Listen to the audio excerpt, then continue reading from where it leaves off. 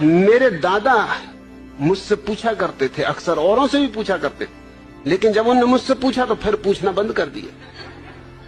वो पूछा करते थे कि अक्ल बड़ी की भैंस। अब उनको कौन उत्तर दे। मुझसे एक दिन पूछ बैठे, मैंने कहा भैंस। उन्होंने कहा क्यों? मैंने कहा क्योंकि भैंस ये सवाल नहीं पूछती।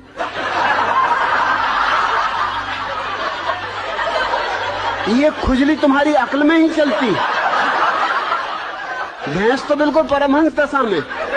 मैं कई भैंसों के पास जाके कई घंटों खड़ा रहा, कोई भैंस नहीं पूछती कि अक्ल बड़ी की भैंस। अरे भैंस को पता ही है कि हम बड़े, क्या पूछना।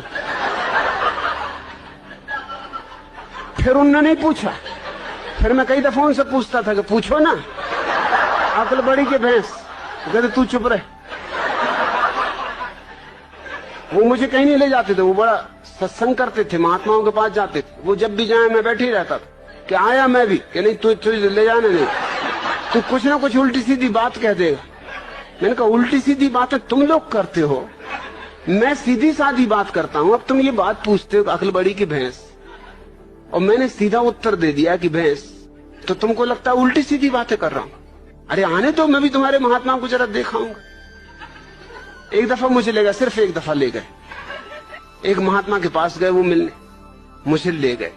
महात्मा की उम्र रही हो कोई 30 साल, मेरी उम्र रही होगी मुझसे से कोई 15 साल, और मेरे दादा की उम्र रही कम से कम 60 साल।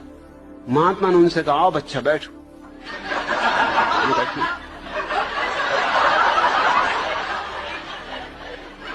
मेरे दादा ने मुझसे कहा तुम्हें कुछ पूछना तुम पहले ही पूछ लो, नहीं तो फिर गड़बड़ हो जाएगी, फिर मैं पूछ लूं। मैंने उनसे पूछा कि बच्चा एक जवाब दो। महात्मा बहुत नाराज हुए, कहने लगे मुझसे बच्चा कहते हो?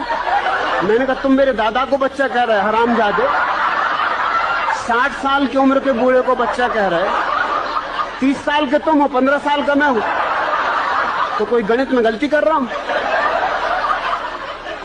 तुम बच्चा नहीं महाबच्चा हो। मेरे दादा ने मुझे फौरन बाहर निकाला, तू जा भैया, तू घर जाओ, कभी मेरे साथ मत आना। क्या बातें पूछ रहे हो? सृष्टि को किसने बनाया? जान भी लोगे तो क्या करोगे? क्या फिर से बनाना है? एक से ही मन नहीं भरा। अरे इतना ही जान लो कि अपना अज्ञान कैसे मिटे। ये जानने से नहीं मिटेगा, ध्यान का दिया जला लो, अज्ञान मिट जाता।